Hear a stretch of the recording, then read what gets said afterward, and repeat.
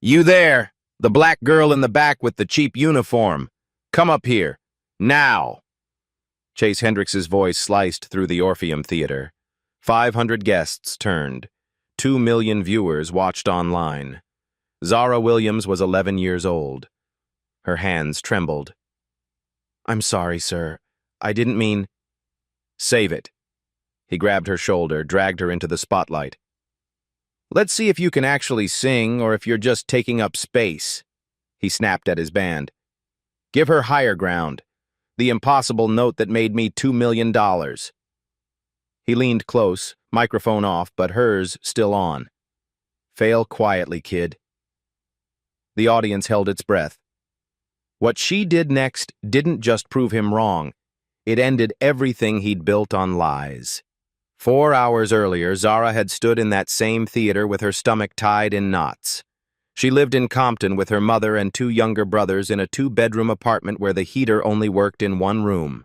Her mother was a nurse who worked night shifts at County General, sleeping during the day in stolen 3-hour blocks while Zara made mac and cheese for her brothers and helped them with homework.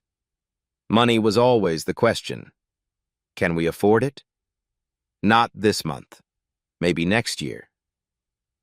Zara had been singing since she was 5, standing in the second row of the New Hope Baptist Church choir every Sunday. By 7, her choir director, Ms. Johnson, had pulled her mother aside after service. Your daughter has perfect pitch, Ms. Johnson had said. 1 in 10,000 people can identify any note just by hearing it. She hears things the rest of us can't. Her mother had smiled, proud but tired. What do we do with that? Berkeley, Juilliard, professional training. Ms. Johnson paused. It costs money we don't have. So Zara sang at church. She sang in the school choir at Jefferson Elementary, where the music budget had been cut 3 years running. She sang in her room at night quietly, teaching herself runs from YouTube videos on her mother's old phone. Her range was unusual. D3 chest voice to G6 whistle register, those impossibly high notes that sounded like wind chimes. She didn't know this was rare. She just knew it felt right. When the letter came saying Jefferson Elementary had been selected for Chase Hendricks's charity gala, the whole school erupted. 20 choir students would perform as background vocals, real stage, television. Zara's mother bought her a new white blouse from the discount store, tags still attached until that morning in case they needed to return it. Chase Hendricks was famous for these galas, one every year in a different city, raising money for underprivileged schools, posing for photos with kids who looked like they needed saving. The press called him generous. His brand was built on being the voice of a generation. 4 platinum albums, 2 Grammys, endorsement deals with Pepsi and Nike. And at the center was that signature note, the whistle register C6 at the end of higher ground that no one else could hit. Except during sound check that afternoon, Zara had heard something that didn't make sense. The choir had been waiting backstage, instructed to stay quiet while Chase rehearsed. Zara had wandered near the wings, curious, wanting to see the stage. And she'd heard him attempt the bridge of higher ground. He'd started strong. His voice was good, trained, polished, expensive sounding. But when he reached for that famous high note, something broke. His voice cracked around A5, 2 full steps below where it should have been. He'd stopped, frustrated, and snapped at his sound engineer. Bring the track up higher on that section. I need more support. The engineer nodded, adjusted something, and when Chase sang it again, the note was perfect. Too perfect. It didn't sound like it was coming from his throat. It sounded like it was coming from the speakers. Zara stood there, confused. She had perfect pitch. She could hear the difference between a live voice and a recording. She could hear the slight digital shimmer, the way the note sat on top of the music instead of inside it. That perfect C6 wasn't Chase Hendricks. It was a backing track. She'd gone back to the choir risers and said nothing. Who would believe an 11-year-old girl from Compton over a man who'd sold 4 million albums? But now, standing under the spotlight with his hand gripping her shoulder, with 2 million people watching and his whispered threat still ringing in her ears, Zara understood something else. He knew she'd heard him at sound check. This wasn't about giving her a moment to shine. This was about making sure no one would ever believe her if she told the truth. The band started playing. The opening chords of Higher Ground filled the theater. Zara's mouth went dry. "I don't think I can," she started. "Sure you can, sweetheart." Chase's voice was loud for the audience. "Just follow the music." But Higher Ground wasn't easy. The verse sat comfortable, but the bridge climbed relentlessly toward that signature whistle register C6 that had made Chase Hendricks famous. The note Zara now knew he couldn't actually sing. Chase stepped back, giving her room to fail. "Whenever you're ready," he said. Zara took a breath. Her grandmother's voice echoed from that morning. "Baby, if someone tries to make you small, you stand tall." She opened her mouth to sing, but stopped. "Mr. Hendricks?" Her voice was small but carried through the microphone. Chase's smile tightened. "Yes? Can you turn off the backing track, please?" The theater went silent. Chase blinked. "What?" "The backing track. Can you turn it off? I want to sing it for real." Confused murmurs rippled through the audience. Chase's smile froze. "The backing track is part of the arrangement, sweetheart." "But you sang it without the track at sound check," Zara said. Her heart pounded. "You sang it alone." The murmur grew louder. Chase's jaw tightened. "Sound check is different from performance." "Then can you sing it first? Show me how, without the track?" The question hung in the air. Chase stared at her. The audience stared. The cameras zoomed in. "Excuse me?" "I want to learn from you," Zara said, her voice still respectful but firm. "Sing it without the backing track so I can hear how you do it." 3 seconds of silence. Then Chase laughed. Sharp. "You want me to audition for you?" "No, sir. I just want to see if you can actually hit the note." The theater erupted. Gasps, scattered laughs. Chase's face flushed red. "Of course I can hit the note. I've been hitting it for 15 years. "Then show me." Chase's mouth opened, closed, his hand flexed. "Fine," he said through his teeth. "You want a demonstration?" He turned to his sound engineer. "Kill the backing track. All of it." The engineer hesitated. "Do it." The engineer pressed a button. The music thinned. Exposed. Chase raised his microphone and began to sing. Chase's voice filled the theater, strong at first. Confidence. He moved through the verse with ease, his years of training evident in every controlled breath, every smooth transition. The audience relaxed slightly. Maybe this was just a misunderstanding. Maybe the kid was wrong. Then he reached the bridge. The melody climbed. E4, G4, B4. Chase's voice followed, still solid, still controlled. But as the notes pushed higher, something changed. His neck tensed. His shoulders rose slightly, betraying the strain. D5, E5, A5.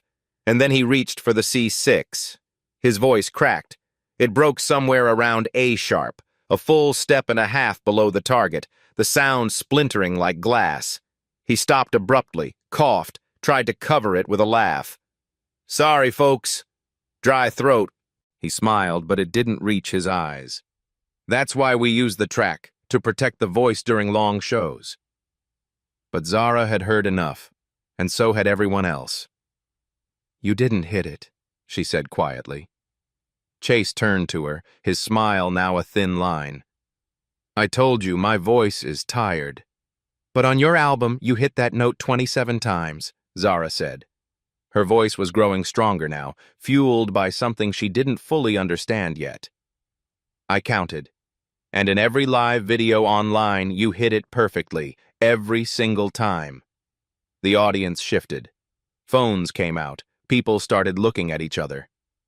"What are you trying to say?" Chase's voice had an edge now, the smooth veneer cracking. I have perfect pitch, Zara said. I can hear frequencies. The note on your album? It's 1046.5 hertz. That's C6. But what you just sang was 932 hertz. That's A-sharp 5. Someone in the audience whispered, Is she right? Chase's face reddened. Listen, little girl. And the voice on the album, Zara continued, her words tumbling out now, unstoppable. It doesn't sound like you. It's a woman's voice. I looked up your album credits. It says Sophia Mitchell, additional vocals. The theater exploded in whispers. Chase stepped toward her, no longer smiling. You need to stop talking, right now. Why? Zara asked. And for the first time since she'd been dragged onto that stage, she felt something other than fear. Because I'm telling the truth? Because you're 11 years old, and you don't know what you're talking about. I know what I heard at sound check. I know what I'm hearing now. Zara looked out at the audience, at the cameras, at the 2 million people watching. That note isn't yours. You've been lip-syncing it. For 15 years. Chase's hand shot out and grabbed her arm. Not hard enough to hurt, but hard enough to control. We're done here. But before he could pull her off stage, a voice came from the wings. Actually, she's right. Everyone turned. A man stepped into the light, Chase's sound engineer, the one who'd been running the board all night. His face was pale but determined. I've been your engineer for 5 years, Chase. Every single show I've played that backing track. You've never sung that note live, not once. The theater went completely silent. Chase's grip on Zara's arm loosened. He stared at his engineer like the man had just driven a knife into his back. You're fired, Chase whispered. I know, the engineer said. But she's 11 years old, and she's braver than I've been for 5 years. The silence in the theater was absolute. 500 people held their breath. 2 million watched online. Chase Hendricks stood frozen. His sound engineer had just destroyed him in front of the world. This is ridiculous, Chase said, his voice shaking. You're going to believe some kid over me? I have 2 Grammys. I've sold 4 million albums. Then prove her wrong, someone shouted from the audience. Sing the note. Chase's face went from red to white. I just did. No, you didn't. You cracked. We all heard it. The crowd was turning. Chase looked at Zara, standing there in her discount store blouse and something ugly twisted in his chest. Fine, he said. You think you're so smart? You sing it. Right now. No preparation, no warm-up, no second chances. Zara's hands trembled.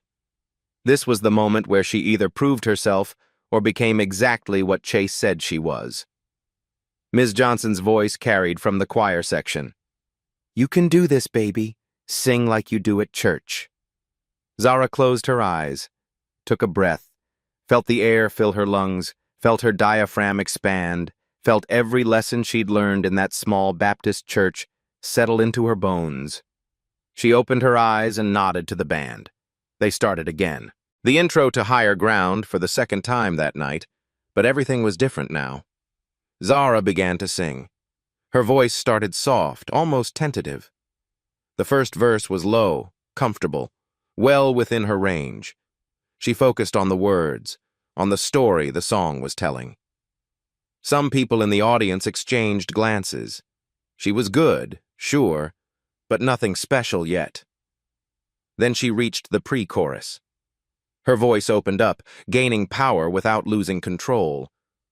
There was something raw and honest in her tone that hadn't been there in Chase's polished performance. She wasn't performing. She was testifying. The verse climbed higher. D5, E5, F5.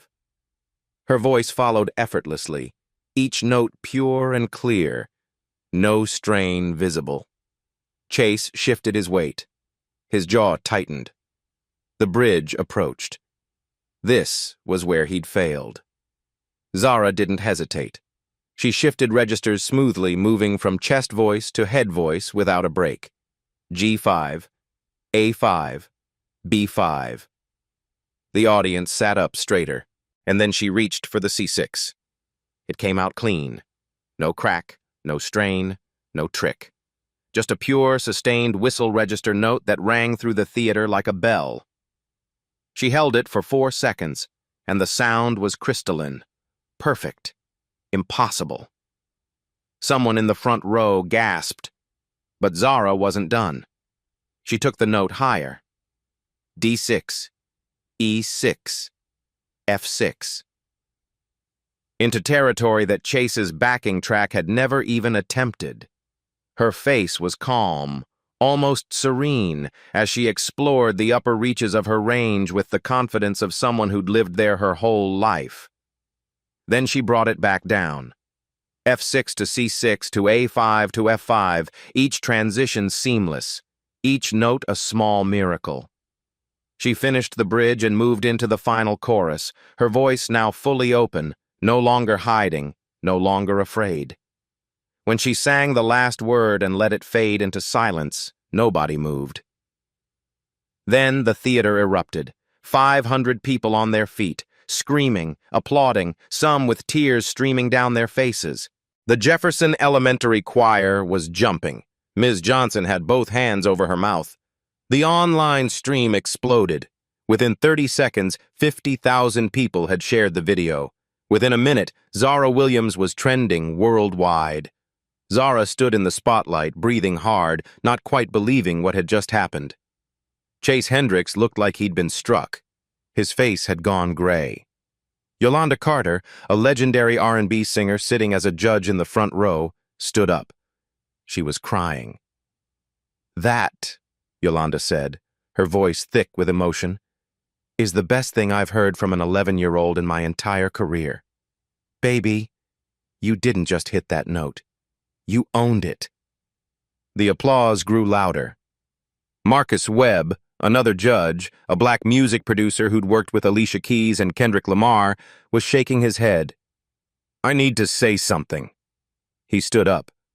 "I've been in this industry for 30 years, and what we just witnessed was an 11-year-old child singing a note that the man who made it famous can't actually hit." The audience went quiet, the weight of his words settling over them. Marcus turned to the crowd. "That album track? I mixed it. I was there. And Zara's right. That's not Chase's voice. That's Sophia Mitchell. She's a session singer in Atlanta. She was paid $2,000 and asked to sign an NDA. She never got proper credit." Chase tried to speak, but no sound came out. "I stayed quiet because that's what you do in this industry," Marcus continued. "You protect the star.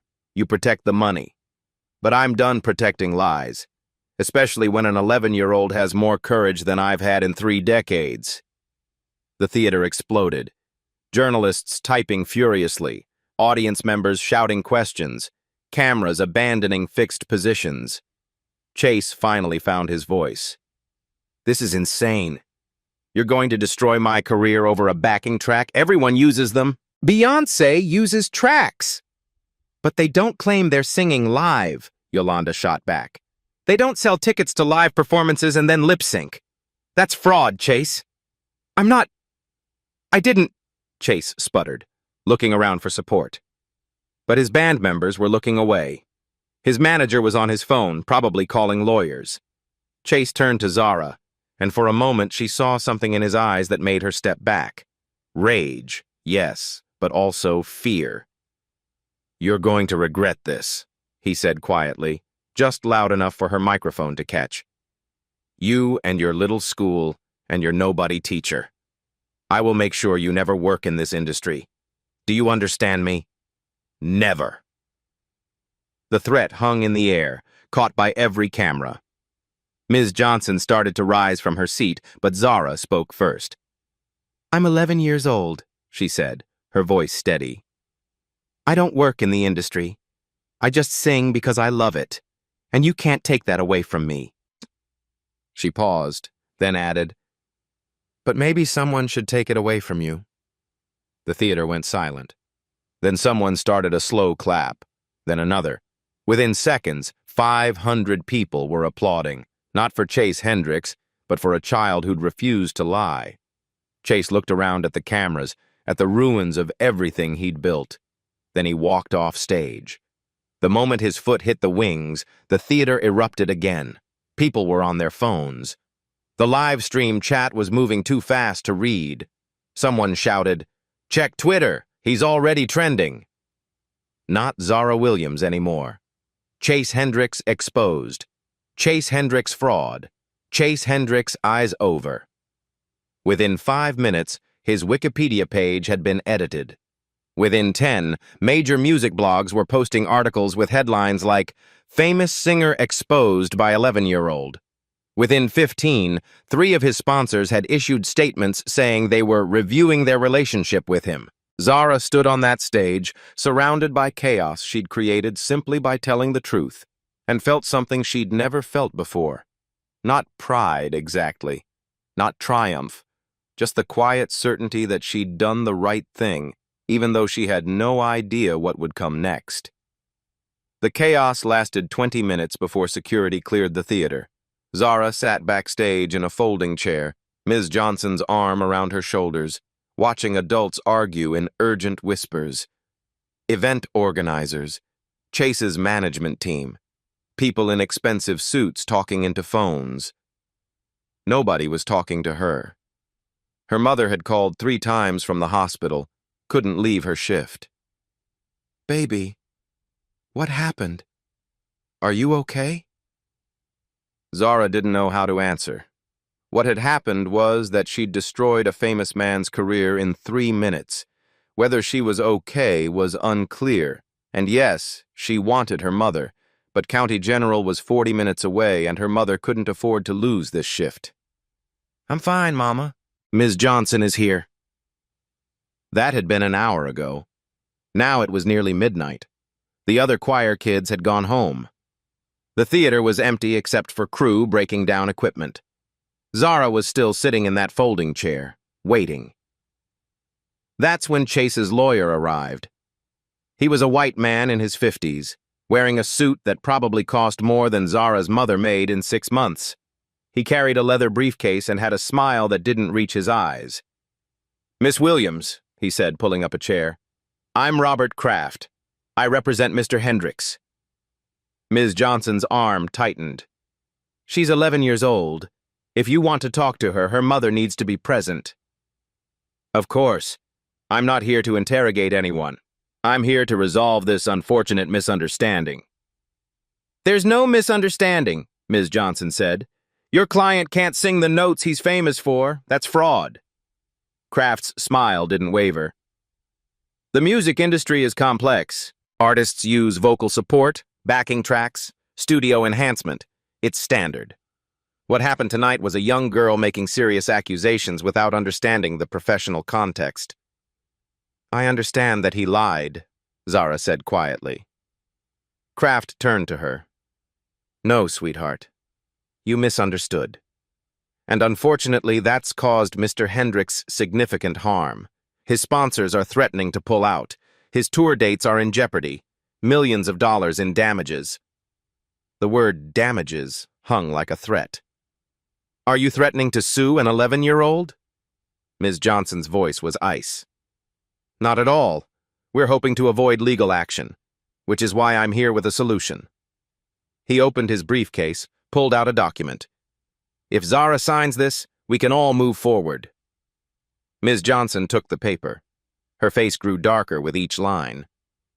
"This says she made false accusations, that she apologizes, that she was seeking attention." "It's a mutual agreement," Kraft said. "In exchange, Mr. Hendricks will not pursue legal action. And as goodwill, he'll personally fund a music scholarship for Zara. $50,000, full ride to any program she wants."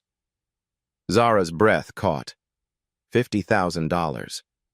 That was Berkeley. That was Juilliard. That was everything she'd dreamed of. "And if she doesn't sign?" Ms. Johnson asked. Kraft's smile faded. Then Mr. Hendricks will pursue defamation charges against Zara, against Jefferson Elementary, against you, Ms. Johnson, for failing to supervise." He paused. "The school district has been notified that Mr. Hendricks's donation, $500,000 for your music program, is now in jeopardy." Ms. Johnson's hand trembled on Zara's shoulder. "So, let me be clear," Kraft continued. "Sign this, accept the scholarship, everyone moves on, or refuse, and watch your school lose funding while your family drowns in legal fees they can't afford." He looked at Zara. "What happens next is up to you." Zara stared at the document, at the words that would call her a liar, at the signature line that would erase everything. She thought about her mother working double shifts, about her brothers who needed shoes, about the kids at Jefferson Elementary who'd lose music because of her. She thought about the truth. "No," she said. Kraft blinked. "Excuse me?" "I'm not signing that. I didn't lie, he did. And I'm not going to say I lied just because he's rich, and I'm not." "Young lady, I don't think you understand the consequences." "I understand you're trying to scare me." Zara stood up. Even at less than 5 feet tall, even with shaking hands, she looked him in the eye. "Sue me if you want, but I'm not signing that paper." Kraft's face hardened. "Then we'll see you in court." He gathered his briefcase. At the door, he turned back. "By tomorrow morning, there will be stories about you, about your family, private things, painful things. And when it gets bad, and it will, remember you chose this." Nick. Then he was gone. Ms. Johnson pulled Zara close. "Baby, are you sure that scholarship—" "I don't want his money," Zara whispered. But as they walked into the cold Los Angeles night, Zara couldn't stop shaking. She'd just refused $50,000 and threatened her school's funding. She'd made an enemy of one of the most powerful men in music. And she had no idea if telling the truth had been worth what it was about to cost. Zara woke up to her phone buzzing like angry bees. 6 in the morning, 3 hours of sleep. Her mother sat at their tiny kitchen table with her laptop open, face pale. "Mama?" "Baby, don't go online today. Don't look at—" But Zara had already picked up her phone. The screen was full of notifications. Thousands. She opened Twitter. The first thing she saw was a photo of their apartment building. The peeling paint visible, the broken security gate, trash bins overflowing. The caption, "This is where Zara Williams lives. While she accuses Chase Hendricks of fraud, she's clearly desperate for a way out of poverty." Her hands went numb. The next post was her mother's work schedule, somehow obtained. Her mother barely makes $30,000 a year. Of course, the daughter is looking for a payday. Then photos from school yearbooks. Someone had circled the free lunch stamp on her tray. Government assistance her whole life. This was never about the truth. It's about money. The comments were brutal. "Ungrateful kid. She should be thanking Chase.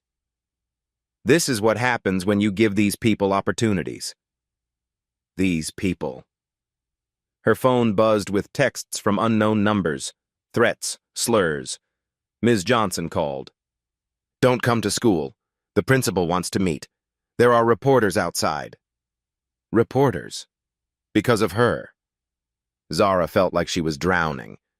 But then, at 7:15 a.m., something changed. A woman named Sophia Mitchell posted a video.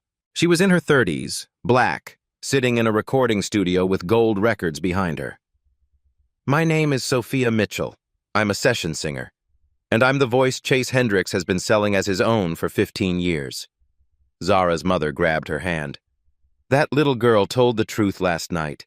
I sang the whistle register notes on Higher Ground and 4 other songs. I was paid $2,000 per song and asked to sign an NDA. Sophia held up a document. "This is my contract. This is proof. And I'm done staying silent while a child gets attacked for exposing what I was too afraid to expose." The video had been posted 8 minutes ago. Already 50,000 views. Within an hour, 2 million. Within 3 hours, 7 more session singers came forward, each with contracts, each with recordings, each confirming what Zara had said. By noon, the narrative had flipped. Chase Hendricks Exposed was trending with proof, not speculation. Zara sat on her worn couch, watching the internet tear apart the man who'd tried to destroy her. She wasn't alone anymore. Chase Hendricks wasn't going down quietly. By that afternoon, his legal team had filed a $10 million defamation lawsuit, not just against Zara, against Sophia Mitchell, against Marcus Webb, the producer who'd spoken up at the gala, against Jefferson Elementary School for allowing a minor to make false public accusations. $10 million. Zara's mother stared at the legal document that had been hand-delivered to their apartment at 3 p.m. Her hands shook so badly she could barely hold the paper. "We don't have money for a lawyer," she whispered. "We don't have money for anything." The lawsuit was strategic, designed not to win, but to terrify. Chase's team knew that even if they lost, the legal fees alone would bankrupt everyone involved. It was a weapon, and they were wielding it with precision. But the counterattack went deeper than lawsuits. By 4 p.m., gossip sites were running coordinated stories.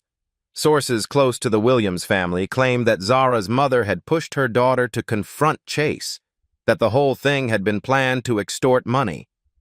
One article included quotes from former neighbors saying the family was known for playing victim and looking for handouts. None of it was true. All of it was published. By 5 p.m., Zara's school was under siege. Not just reporters now, but angry Chase Hendricks fans, teenagers and adults standing outside Jefferson Elementary with signs. Liars. Frauds. Leave Chase alone. The principal called an emergency meeting. Zara and her mother sat across from him in his office, and he looked like he'd aged 10 years overnight. "I'm sorry," he said, "but the school board is considering suspending Zara pending investigation." "Investigation of what?" Zara's mother demanded. "She told the truth. You saw the video. Everyone saw it. The board is concerned about the attention, the threats. We've had to increase security. Parents are calling, worried about their children's safety." He rubbed his face. "And Chase Hendricks's lawyers are threatening to sue the district for negligence. They're saying we failed to supervise Zara, that we allowed her to defame their client on school time." "She wasn't on school time," Ms. Johnson interjected from the corner where she'd been standing. "She was at an evening event." "It was a school-sanctioned event," the principal said. "The choir was there representing Jefferson Elementary, which means legally we're liable." Zara felt her chest tighten. "So I'm being suspended because I told the truth?" "You're being suspended because the school can't afford to fight a lawsuit from Chase Hendricks's legal team." The principal's voice was heavy with regret, but the words still landed like stones. "I'm sorry, Zara. I truly am. But the board meets tomorrow, and I don't think I can protect you." They left the school through a back entrance to avoid the cameras. At home, the apartment phone wouldn't stop ringing. Reporters, threats. Someone claiming to be from Child Protective Services saying they'd received reports that Zara's mother was exploiting her child. It was fake. CPS didn't work like that, but it was effective. Every call was a small knife. Zara's brothers were scared. They didn't understand why angry people were outside their building, why their sister was on TV, why everything felt like it was falling apart. That night, Zara's mother sat on the edge of her bed. Her eyes were red from crying. "Baby, I need to ask you something." Her voice was barely above a whisper. "If you could take it back, would you?" Zara thought about the question, about the $50,000 scholarship she'd refused, about the reporters outside their building, about her school suspending her, about the threats and the lies and the $10 million lawsuit that could destroy their lives. "No," she said finally. "I wouldn't take it back." Her mother closed her eyes, and a tear slid down her cheek. "Then we fight. I don't know how, but we fight." But fighting seemed impossible when the enemy had unlimited money and unlimited reach. At midnight, Zara lay awake in the bed she shared with her brothers, listening to them breathe in their sleep. She thought about Chase Hendricks in his mansion somewhere in the Hollywood Hills, probably sleeping peacefully, protected by lawyers and money and the knowledge that the system was built to protect people like him. She thought about how easy it would be to give up, to sign the paper his lawyer had offered, to say she was sorry for telling the truth. And then she thought about Sophia Mitchell, who'd been silent for 15 years before finding the courage to speak, about Marcus Webb, who'd stayed quiet for 3 decades before standing up, about the 7 other session singers who'd come forward, risking their own careers. They'd all been afraid, but they'd spoken anyway, because someone had to, even if that someone was just an 11-year-old girl who refused to lie. Zara closed her eyes and tried to sleep, knowing tomorrow would be worse, not knowing that tomorrow would bring something she never expected. Help. The knock came at 7 in the morning. Zara's mother answered cautiously, expecting reporters. Instead, she found a woman in her 40s, professionally dressed, carrying a briefcase. "Mrs. Williams? My name is Diana Carter. I'm an entertainment attorney. I'd like to represent your daughter, pro bono." Zara's mother blinked. "I'm sorry, what?" "No charge. Sophia Mitchell hired our firm to defend her. When we heard Chase sued an 11-year-old child, 3 partners volunteered to take Zara's case. May I come in?" Within an hour, their kitchen table was covered with documents. Diana worked quickly, pen moving across legal pads. "Chase's lawsuit is garbage," she said bluntly. "Defamation requires false statements. Everything Zara said was true. He won't win. But he knows that. This is intimidation, not litigation." "So what do we do?" Zara's mother asked. "We counter-sue, fraud, false advertising, breach of contract with ticket holders." Diana looked up. "We make it a class action. Make it too expensive for him to continue." A second knock interrupted them. Ms. Johnson entered with Marcus Webb, the producer who'd exposed Chase on stage. "I wanted to check on her," Marcus said. He sat across from Zara. Up close, she could see exhaustion in his face. Chase's lawyers had gone after him too. "I've been in this industry 30 years, Marcus said. "I've watched powerful people crush careers. But I've also watched movements start." He pulled out his phone. "Look at this." And believe Zara was trending, exploding. Alicia Keys had tweeted, "Protect that child. Listen to her truth." John Legend announced he was covering legal fees if needed. Kelly Clarkson, Fantasia, Jennifer Hudson, all speaking up. "You're not alone," Marcus said. The third knock came at 9 a.m. Rachel Goldstein from 60 Minutes. "I'd like to do a story," Rachel said. "An investigation. Chase's career, his pattern of credit theft, the industry that protected him. I want to tell the whole story." "Why?" Zara's mother asked suspiciously. "Because I have a daughter your age," Rachel said quietly. "And if someone tried to silence her for telling the truth, I'd want someone to help." By noon, the apartment was full. Diana's paralegal had arrived with documents. 2 of Sophia's industry contacts offered statements. Ms. Johnson was coordinating with Jefferson Elementary teachers who wanted to support Zara publicly. Then Sophia Mitchell herself arrived. She wasn't what Zara expected. In videos, Sophia looked polished. In person, she looked tired, human, scared. She sat next to Zara and took her hand. "I was 23 when I signed that NDA, Sophia said. "I needed the money. I needed the credit. And when they buried my name where nobody would see it, I told myself it was fine. Just business." She paused. "I told myself that lie for 15 years, until I watched an 11-year-old refuse to lie at all." "I'm scared," Zara admitted. "Me too," Sophia said. "But we're scared together now. That's different." By evening, the narrative was shifting. not just on social media, but in major outlets. The New York Times. Session singer speaks out. The hidden voices behind pop music. Rolling Stone was preparing an exposé on Chase's entire catalog. Billboard was investigating how many other artists had similar arrangements. The story had grown beyond Zara. It was about people whose work was stolen, whose talent was used and discarded, whose names were erased so others could shine. Jefferson Elementary's principal called. The school board had voted. Zara wasn't being suspended. Instead, they were declining Chase's donation and issuing a public statement supporting Zara's right to speak truth. "We don't want money from someone who attacks children." That night, a GoFundMe appeared. Not from Zara's family, from parents at Jefferson Elementary, from community members, from strangers who'd seen the videos. The goal was $50,000 to replace Chase's donation. It raised $300,000 in 6 hours. Zara sat on her couch, watching donations scroll past, reading messages from people she'd never met. Teachers, musicians, parents, kids her age who said she'd inspired them. Her mother read from her phone, voice thick. "I'm a session musician in Nashville. I've had my work stolen for 20 years.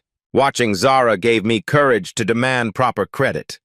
Thank you, brave girl." Marcus had been right. This was bigger than one lawsuit, one career, one scared child. This was a movement. And Zara Williams, 11 years old, 4 feet 7 inches tall, was at its center. Not because she'd wanted attention or money or fame, but because she'd done the simplest, hardest thing in the world. She'd refused to lie. The courtroom was smaller than Zara had imagined. Los Angeles Superior Court, Department 23, with wood-paneled walls and fluorescent lights that hummed. 30 people filled the gallery, reporters mostly, and supporters who'd lined up at dawn. Chase Hendricks sat at the plaintiff's table with 5 lawyers in expensive suits. He wore a navy blazer and an expression of wounded dignity. Zara sat at the defense table between her mother and Diana Carter. Her legs dangled from the chair, not quite reaching the floor. She wore the same white blouse from the gala, the nicest thing she owned. This wasn't the full trial. This was a preliminary hearing on Chase's motion for an injunction to stop Zara, Sophia, and Marcus from making more defamatory statements. Judge Patricia Moreno entered. Latina woman, 60s, 20 years on the bench. She looked at Chase's team, then at Zara, and something flickered across her face. "Mr. Kraft," she said to Chase's attorney, "you're seeking an injunction against an 11-year-old child?" "Your Honor, the defendant's age doesn't negate the harm caused by her false statements." "Were they false?" Judge Moreno interrupted. "That's the question. The statements were made with malicious intent to destroy my client's reputation. The statements were made in response to your client publicly humiliating her on stage." Diana Carter stood. "Your Honor, if I may." Judge Moreno nodded. Diana approached with a tablet. "I'd like to enter footage from the charity gala, unedited." Bow. The courtroom watched Chase drag Zara onto stage, watched him whisper, "Don't embarrass yourself, kid," into a live microphone, watched him fail to hit the note. When it ended, silence. "Your Honor," Diana continued, "the plaintiff didn't summon this child because she lied. He summoned her because she told the truth, and it cost him money. That's not defamation. That's the consequence." Judge Moreno turned to Kraft. "Do you have evidence that Miss Williams's statements were false?" "Your Honor, the music industry commonly uses vocal enhancement." "That's not what I asked. Did she lie? Yes or no?" Kraft shifted. "The characterization of my client's use of standard practices as fraud is defamatory. Yes or no, Counselor?" Silence stretched. "We believe the context was misleading," Kraft finally said. "So no." Judge Moreno made a note. "Ms. Carter, Do you have evidence supporting Miss Williams's claims? Yes. I'd like to call Sophia Mitchell. Sophia took the stand, was sworn in. Diana walked her through testimony. The contracts, the NDAs, the recordings proving her voice was on Chase's albums. The emails explicitly instructed her never to claim credit. Miss Mitchell, Diana asked, when you heard Zara Williams say Chase Hendricks couldn't sing those notes, what did you think? I thought, finally. Someone said it out loud. And was she correct? Yes, completely. Diana sat. Kraft stood for cross-examination, but Judge Moreno held up her hand. I've heard enough. She looked at Chase directly. Mr. Hendricks, I'm going to ask you something. You're under oath, even not on the stand. Can you, right now in this courtroom, sing the note in question? Chase's face went pale. Your Honor, I don't see how that's relevant. It's extremely relevant. You're asking this court to silence people who say you can't hit a note. Prove them wrong. Sing it.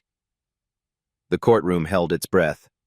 Chase looked at his lawyers, at the judge, at Zara. My voice isn't warmed up. I can't just perform on demand. You performed on demand for 15 years, Judge Moreno said. You sold tickets to live performances. Surely you can demonstrate it once. Chase's mouth opened, closed. No sound came out. That's what I thought. Judge Moreno picked up her gavel. The motion for injunction is denied. Furthermore, I'm sanctioning the plaintiff for bringing a frivolous suit intended to silence truthful speech. Mr. Hendricks, you don't get to drag an 11-year-old into court because she embarrassed you. She looked at Zara. Miss Williams, you're free to continue telling your story. That's called the First Amendment. It protects truth, even when truth is inconvenient. The gavel came down. The gallery erupted. Reporters rushed for exits. Camera flashes went off. Chase Hendricks sat frozen, his lawyers already packing briefcases. Zara felt her mother's arms around her, felt Ms. Johnson's hand on her shoulder, heard Sophia crying with relief. Outside the courtroom, Rachel Goldstein waited with her 60 Minutes crew. Zara, how do you feel? I feel like I can breathe again. That night, the 60 Minutes episode aired. 18 million people watched Rachel's investigation. They saw contracts with session singers. They saw frequency analysis proving the voice wasn't Chase's. They saw musicians who'd been silenced by NDAs. They saw Chase, defensive and angry, claiming victim status. They saw him refuse to sing the note when Rachel asked. And they saw Zara, 11 years old, in her small apartment, explaining what perfect pitch was, how she'd known, why she'd spoken. I wasn't trying to hurt him, she said to the camera. I was just telling the truth. I didn't know the truth could be so dangerous. By credits, Chase's remaining sponsors had withdrawn. His label dropped him. Vegas residency canceled. The Grammy committee announced they were reviewing his awards. His career, built on stolen voices and protected lies, was over. Ended by a child who'd simply refused to stay quiet. 3 months later, Chase Hendricks filed for bankruptcy. The class action lawsuit settled. 15,000 ticket holders received refunds totaling $23 million. His mansion went up for sale. His car collection, recording studio, music rights, all liquidated to pay debts. Both Grammy Awards were officially revoked. The Recording Academy cited fraudulent representation of vocal performance. First time in Grammy history. Chase attempted a comeback tour 6 months later. Unplugged and unfiltered, promising everything live, complete transparency. 8 dates in small venues. He sold 11% of tickets. The reviews were brutal. Hendrix's voice, exposed without studio magic, reveals an unremarkable tenor with limited range. The Emperor has no clothes. After the 3rd show, he canceled the rest. Last anyone heard, he was teaching music business at an online for-profit college, making promotional videos nobody watched. But this story isn't about Chase's fall. It's about what rose. Zara Williams received 5 major label offers. Her mother declined them all. She's 11 years old. She needs to be a child first. Instead, Zara signed with an independent label owned by black musicians. The contract was unusual. No albums required until 16, creative control guaranteed, ownership of her masters, and 15% of earnings went to a fund she created. Unbreakable Voices. The fund provided scholarships for young singers from underprivileged backgrounds, free vocal training, music theory, and legal education about contracts and rights. 50 scholarships the first year, 200 by year 3. Zara recorded one single, My Own Voice. She wrote it with Sophia Mitchell, about finding courage, speaking truth, saying no when everyone expects silence. It went gold in 6 weeks. The video featured Zara singing in her church, her school, her apartment, places where her real voice was born. At the end, 50 scholarship recipients joined her. Every race, every background, all credited, all seen. The industry changed.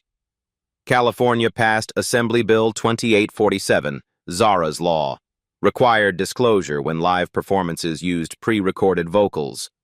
Tickets had to state it. Violation was consumer fraud. 12 states adopted similar laws within 18 months. The Recording Academy overhauled credit requirements. All submissions needed detailed documentation of every vocalist. Additional vocals are no longer acceptable. You had to name them. Spotify and Apple Music added credits tabs to every song. Session musicians invisible for decades suddenly had names attached to their work. A session musicians union formed. 2,000 members in the first year. They negotiated minimum standards, proper credit, royalty participation, legal protection. 47 artists voluntarily updated liner notes, acknowledging uncredited session singers. Transparency became the new currency. Sophia Mitchell's career exploded. She'd been in the shadows 15 years, now magazine covers. She released her own album. She won a Grammy, for real. In her acceptance speech, she thanked Zara. I was too afraid to speak for 15 years. This 11-year-old showed me what courage looks like. This award belongs to both of us. Marcus Webb started a production company dedicated to properly crediting new talent. I'm done protecting frauds. I'm protecting the truth now. Jefferson Elementary's music program became the best funded in the district. $800,000 from GoFundMe. 2 new teachers, instruments for everyone, scholarships named after Ms. Johnson. Ms. Johnson received offers from prestigious schools. She turned them down. My kids are here. I'm staying. 1 year after the gala, Zara performed at the Grammy Awards. 12 now, still in regular school, still sharing a bedroom, still singing in church. She stood on that stage in a simple dress. No elaborate production, just her voice and piano played by Sophia. She sang My Own Voice. When she hit the final note, a sustained C6 that rang clear through the Staples Center, 18,000 people rose to their feet. Not because it was impossible, because it was honest. Remember that moment? When Chase Hendricks pointed at a small black girl in a cheap uniform and dragged her onto a stage, expecting her to crumble. When he whispered, "Don't embarrass yourself," into a live microphone, thinking nobody would care. He thought he was teaching her about knowing her place. He didn't know she was about to teach the world about truth. 18 months later, Zara Williams is 13. Still in that apartment in Compton. Still shares a bedroom with her brothers. Still takes the bus. But everything changed. Session singers who'd been invisible for decades now have their names in lights. Young artists have legal protection. Audiences demand transparency. And across the country, kids are singing unafraid because they watched an 11-year-old refuse to shrink. Zara didn't just hit a note Chase Hendricks couldn't reach. She hit a note the entire industry couldn't ignore. The note that says, your truth matters more than their comfort. The note that says, Being small doesn't mean being silent. Chase thought he could destroy her with threats and lawsuits and money. He learned what every bully learns. You can't silence someone who's decided their voice matters. Today, Chase teaches online classes nobody remembers, awards revoked, mansions sold. Legacy is a cautionary tale. And Zara? Still just a kid who loves to sing, who does homework and argues with her brothers, who sometimes forgets she changed an industry. That's real courage. It doesn't need an announcement or spotlight or millions of dollars. Sometimes it sounds like a 12-year-old saying no when everyone expects her to fold. So here's the question. If you were there, would you have stood up for Zara when lawyers came? When threats started? When everyone said stay quiet? Or would you have stayed seated, relieved it wasn't you? Drop your honest answer below. We all think we'd be heroes, but courage is harder than we imagine. And if you've ever been told to stay small, to know your place, to accept the lie, share your story.